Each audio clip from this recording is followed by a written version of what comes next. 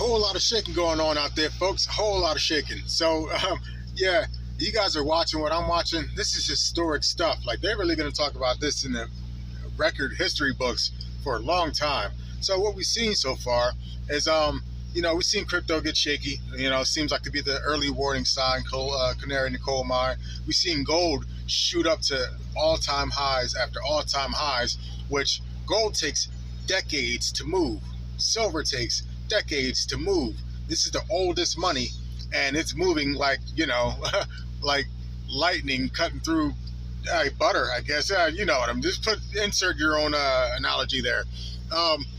So we see things taking off, shooting up and shooting down the way things have been happening in these markets. Like, you're pretty much at the end of a cycle. Like, so we're gonna end up seeing a reset or something soon. Remember, I was watching the world, right? Getting my little sources, cut my teeth, trying to figure out what the heck this whole investing thing is about. Finding out there's a difference between investors and traders and stuff. And so, I was watching the world, and 2016, 2017, I'm like, yo, it looks like the market's gonna take a dump.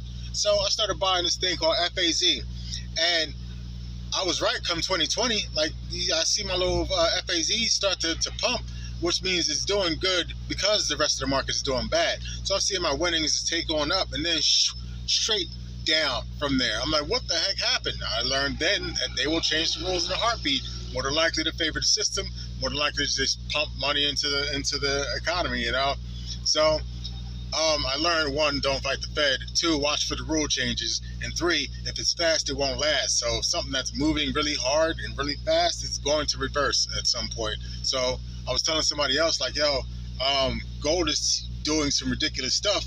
You got it in a good price. You might want to take at least a third off the table.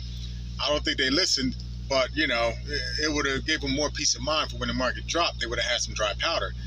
The other end would be the market keeps pumping and they get like an extra $2,000 on their investment. But what's it worth to you? Is it worth the peace of mind to just take that off the table, or are you gonna let the roulette run? You know what I mean? When it comes to Bitcoin, I was expecting it to bottom out like the end of 2026, close to 2027. So I wanted to get my bills and everything in order, you know what I mean? So I could just start dollar cost averaging into the market. It seems like it's happening a bit faster than I thought.